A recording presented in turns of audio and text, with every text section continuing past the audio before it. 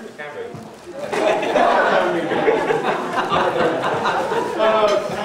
little bit nervous. Anyway, so where to begin? A couple of weeks ago, well, a couple of months ago, years even, Paolo asked me to be his best man, and I started writing a speech, and if you'd all bear with me, I've just got to do some little checks. And I brought a special book as well to go along. So it starts off with, right, apparently I've got to give thanks to Trevor for your fantastic speech. Yes, you have. And Paolo, and I've got to make it sincere as well.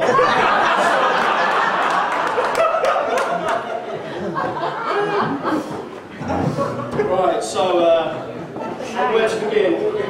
Right, if you don't mind, I'm just going to cross-reference some stuff because I wrote down a few bad things and I'm not supposed to say them. Go for it, Stefano. So if you bear with me for one moment. I'm not supposed to imply that the groom was ever a womaniser. Yeah, I've got nothing there anyway, so.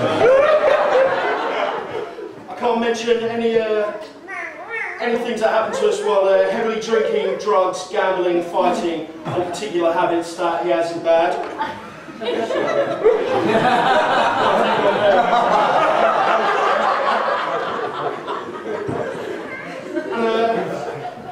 It's a bad one. No jokes about the mother of the bride.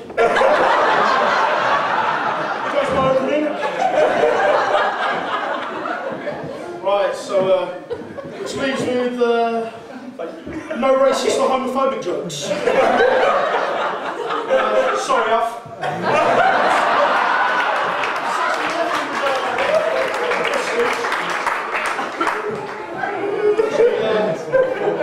I've actually forgotten the speech. No. Just bear with me.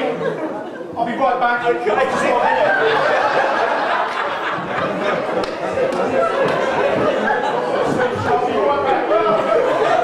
Alright, sorry guys, sorry, we thought this might happen, so what we've done is we've got a live feed now, following live satellite, where Steph is actually going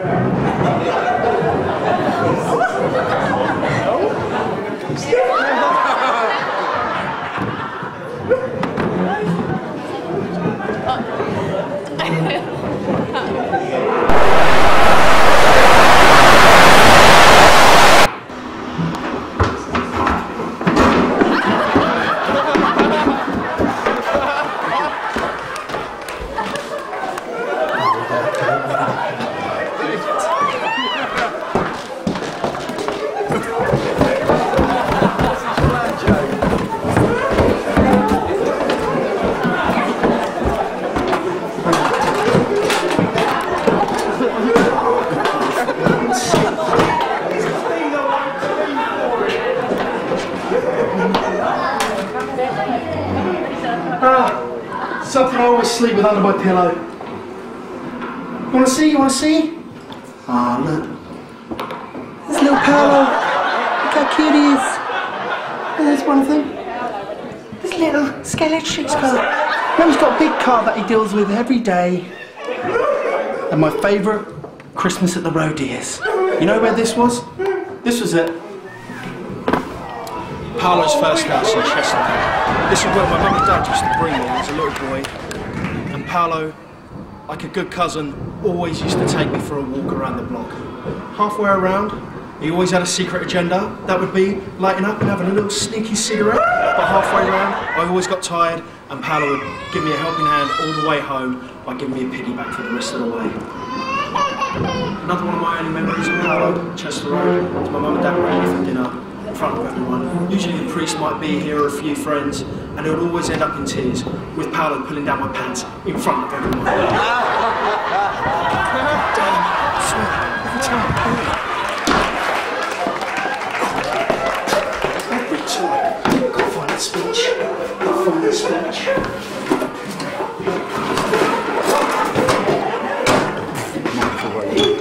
Oh, yeah, there. Look at that. Nice little bottle of vino. Extra. What a cute little picture. Look at this cute little picture of Paolo. It reminds me of a time at Holyrood Church. This is where me and Paolo were, believe it or not, altar boys. Imagine that. butter wouldn't melt. Anyway, some of the stories, actually all of those stories, ends up with us getting a little bit of a clout around the ear from the priest. Different times back then, the priest was allowed to hit ya, go figure, and our parents were fine with that. One of these stories starts on a Sunday morning when me and Paolo are getting ready to go to mass. As all the boys get dressed, Paolo stumbles across the ceremonial wine and decides to have a tipple, and obviously, because I think it's cool and Paolo's doing it, I have to do the same. Ends up, both of us get a slap, and it all ends in tears. Another one of these stories is, how can I put it? Being up there, you'd think you were the only people up on that stage and that no one else could see you, even though the whole of the parish can see you fighting between each other, picking up little bits of wax, rolling them into a ball, and flicking them at one another. I'm doing it. I'm getting carried away again. What I've got to do is go and find that speech. I'll be right back soon. Maybe it's in here. No, it's not in here. But I'll tell you what is in here. There's a bath and a fantastic story about me, Paolo, and a bath in Bournemouth. It starts, we've been out all night, we're going out. I decided to have a bath instead of a shower. Been doing so, the bath runs dry with me in it and creating a vacuum between the bottom of my back and the bath, and I couldn't get free. So I'm covering myself, unlike Paolo who told the story, with a flannel. I cover myself with a hand towel, cover my twiggy giggle ends, and Paolo proceeds to come in, put his hand around my back and get air underneath my spine and back area to suction me out. So off I come, Paolo lifts me out, and you're always there, Paolo, to give me a helping hand. Where is that speech? Oh crikey, I've done a lot in such a short period of time. I can't take a load off. Oh crikey, I'm the worst best man ever. As the best man, I'm supposed to talk of embarrassing things about the groom. But as you can see, all the embarrassing things happen to me. This is a trait of being 5 years younger than the groom. And I will always be 5 years younger than the groom. Have I ever told you about this one story? It's about a third nipple that I gained when I was about 12 years old. I don't know if you can see it. It's just there. Ah, I remember it well.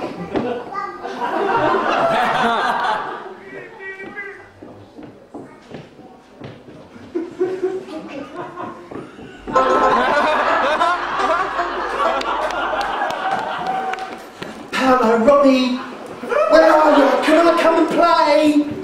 He wants to play? I'm going to give him something to play with. Give us a lug of that, Rob.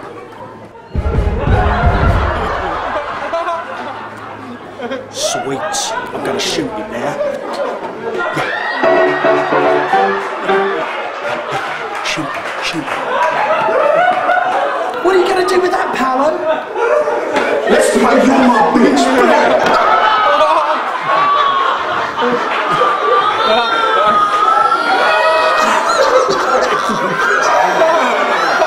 Oh my God, I was only joking. Don't tell your mum and dad. Don't tell your mum and dad. No, God. That's exactly how it happened. Exactly how it happened. You can ask Rob, he's sitting over there with his gorgeous wife. Happy birthday, Rob. Anyway, I better try and find this speech and be on my way because I'm taking liberties now. So, I couldn't even. I'm sitting on it all the time. Anyway, I'll see you lot in a minute.